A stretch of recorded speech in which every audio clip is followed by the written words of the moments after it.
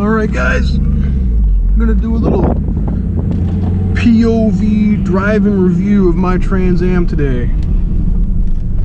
It's a pretty nice day out. Figured I'd get the car, go for a little ride. Why not make some videos? I've had this car for 2 years now. Put a little over 5,000 miles on it, and I still love it. I mean, it's been a great car to me. Had to replace the water pump, and that's about it. Oh, and what was that? A power steering line. I had to do that, but so all that together adds up to about $115. So it's not too bad. Not too bad for 2 years of running. But so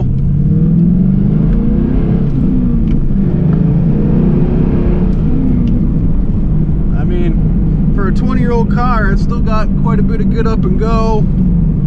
Sure, it's not as fast as the new stuff, but I would argue it's probably more fun. Look at that downshift. Look at this downshift. Woo! This car is just a lot of fun to play around with. It's got that good old throttle by a cable, so it's real easy to get that instant throttle response. Got a T56 6-speed. Little clunky in her old age, but it's not too bad. LS1 under the hood. It is stock except for a spintech muffler. And an MTI power induction air lid. So it is essentially stock.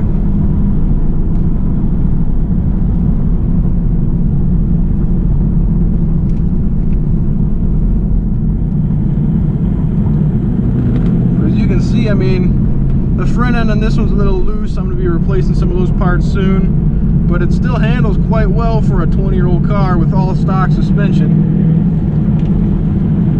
The weight distribution is very good. Road noise is very, very prominent. It is quite loud in here. A lot of wind noise. You got the T-tops up there, so it is not quiet in here, not luxurious at all, but it's got a lot of power.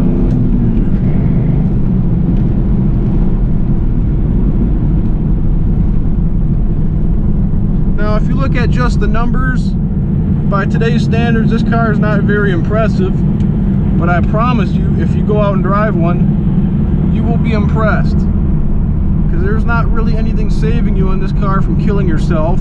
This one does have traction control, but the second you turn that off, it is party time.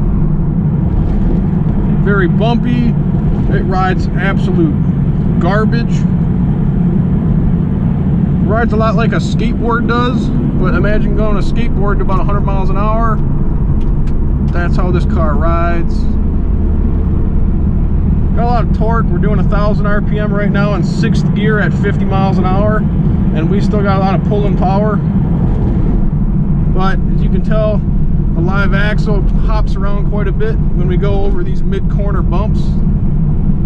Live axle is not happy about that.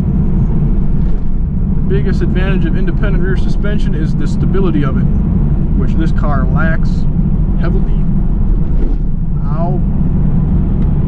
So, if you're going to pick a car to daily drive, this probably is not the one I would choose. But if you're going to pick a car to have fun, it does not get much better than this. This car has, I believe, a stage 2 clutch on it. It is quite heavy, but it's pretty usable still.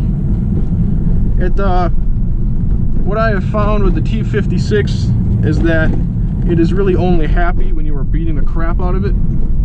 Around town driving, you know, trying to drive like a sensible human being, the old good old T56 like there, it's not too happy with you. But if you beat the snout out of it, it functions perfectly. But I guess that's just T56 things.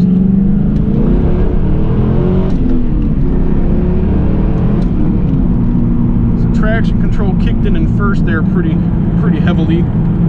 It is by modern standards, it's a pretty invasive traction control system. But to be honest with you, that's probably not a bad thing, because I would have been dead by now if I didn't have it. Going over these bumps. Again, rides like absolute garbage. We have a Jeep towing a boat, taking up far too much space. Do a quick downshift into third. But you see, when you get a smooth corner, this car corners very well.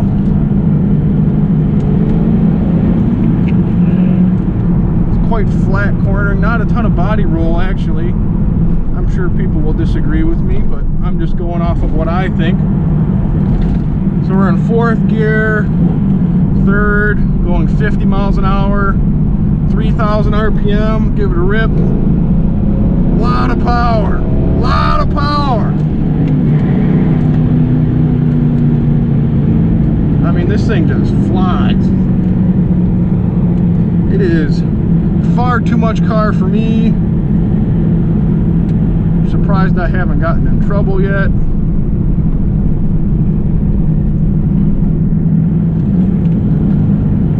But you see in this car, I mean, it just handles very well. Even with the loose front end and crap stock shocks, it's fine. Here, we'll take this hard corner here. Look at that. Look at that. She just grips and grips. Now these tires in the front are pretty much bald. They are BF Goodrich Sport Comp 2s. They're bald, but they still perform pretty well, I think. They're noisy, but they get the job done. In the rears, I have Cooper Xeon RS3s, which I am very impressed with, considering they are a 245. I think they put the power down quite well. But yeah, braking in this car, pretty impressed with. I think it does a pretty good job.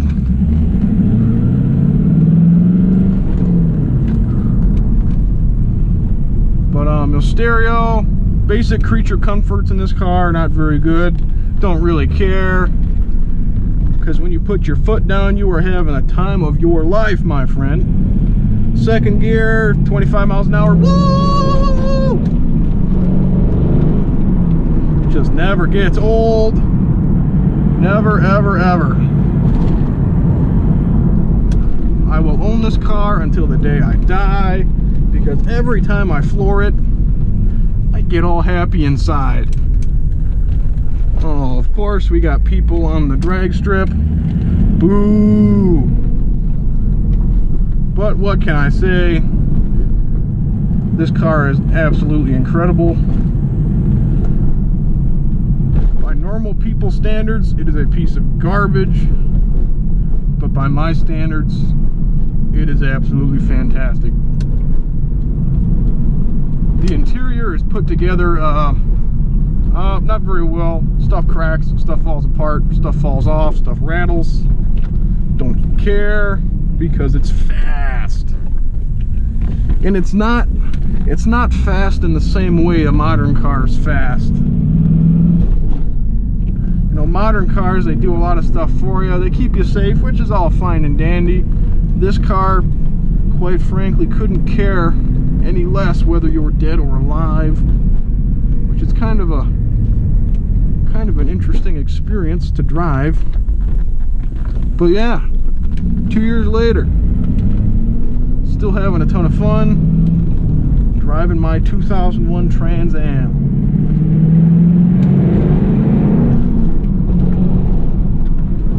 Oh. See, now it's all fun and games till you hit a bump in this thing, then you feel like you're gonna die. But thanks for watching, guys.